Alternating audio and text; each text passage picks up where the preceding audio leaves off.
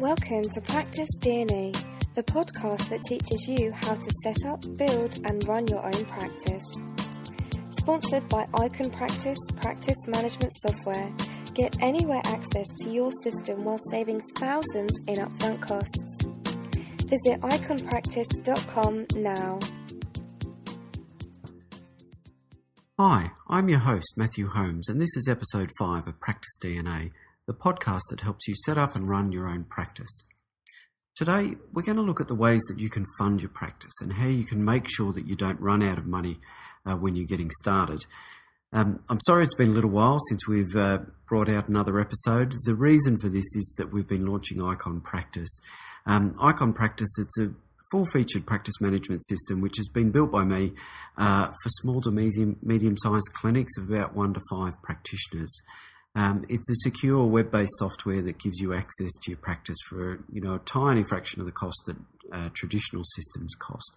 And this means low startup capital, and this is particularly relevant to what we're going to discuss today. So if you get a chance, pop over to iconpractice.com and take a look. That'd be great.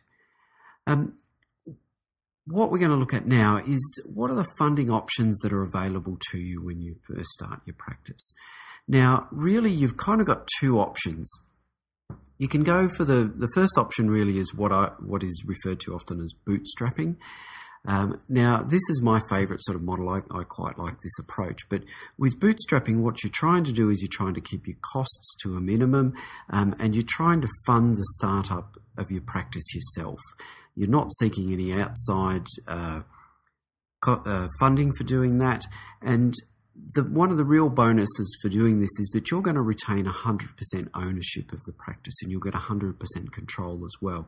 Whereas if you start giving away interest in the practice or you start taking on board funding, suddenly you've got a lot of external pressures that are going to start to apply to you, which can start to become a problem, an extra source of stress and so forth. And starting a clinic is stressful enough as it is without worrying about anything extra like that. The other good thing about it is that you can very easily do this if you're already working somewhere else. Now, the other option really is that you can go for some sort of funded type of startup.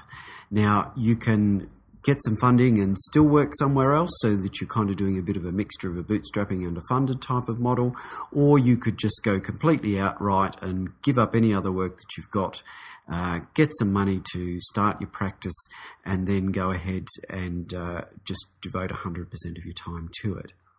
Now, there's a number of ways that you can go about getting that sort of money. You could be looking at things like personal loans. So you can get personal loans from the bank.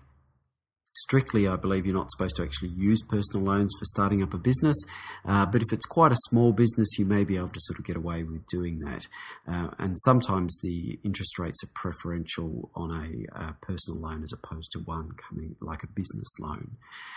The other option is a business loan from a bank. And like I said, the interest rates are often a little bit higher.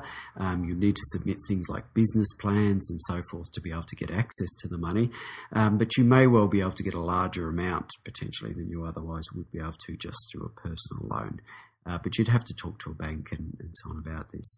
I mean, obviously, like usual, all of this information I'm just giving out to you as one practitioner to another. I'm not an accountant, I'm not a lawyer, so you need to bear that in mind while we're talking about this.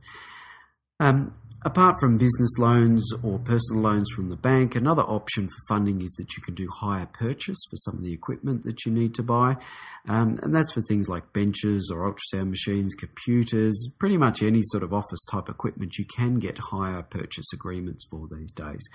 And that can be one way of getting your business off the ground. Another option, and this is one that happens fairly often, is that you can borrow money from friends and family.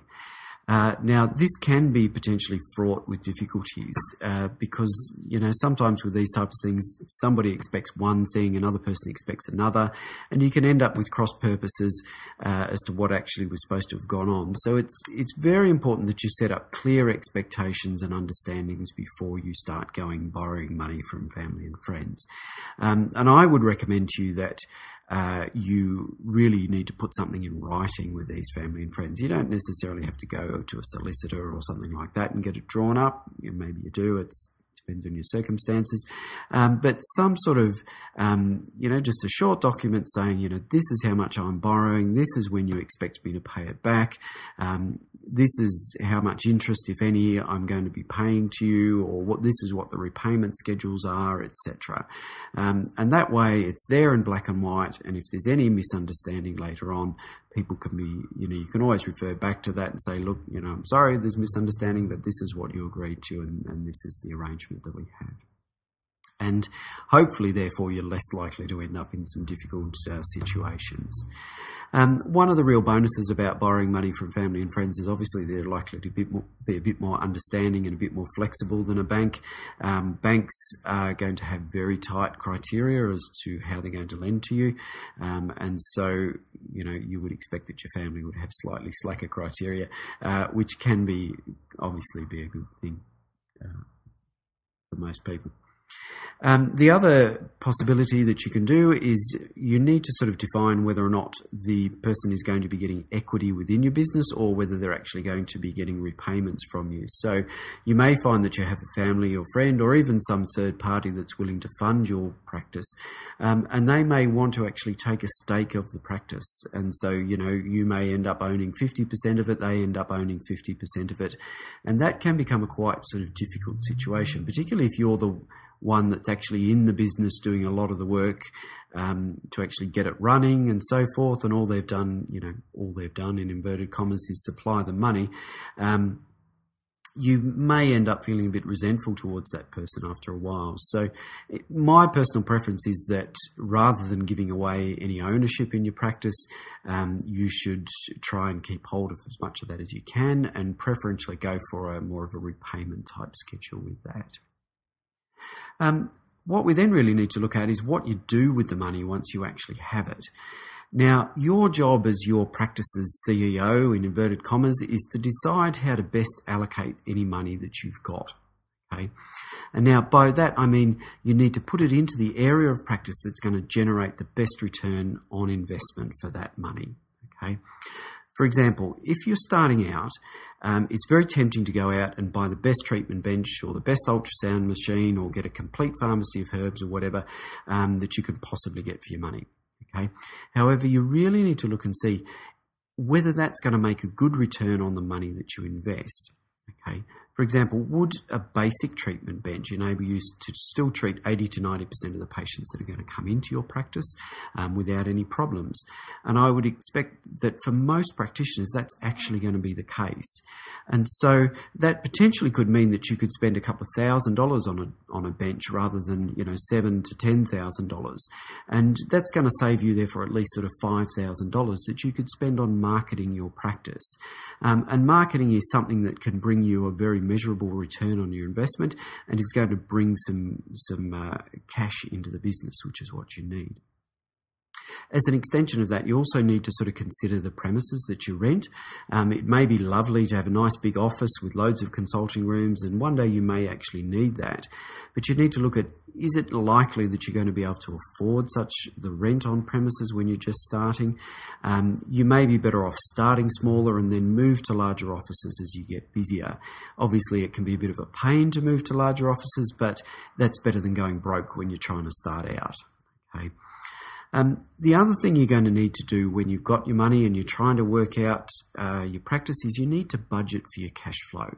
And, what do we mean by that? Now, when you start a practice, you obviously have certain startup costs like, equipment, furniture, IT, software, etc. And all that takes a certain amount of capital or money to purchase. And that's one of the things you really have to decide on so that you get the best return on investment, like we just discussed a minute ago. But in addition to that, you also have things like running costs.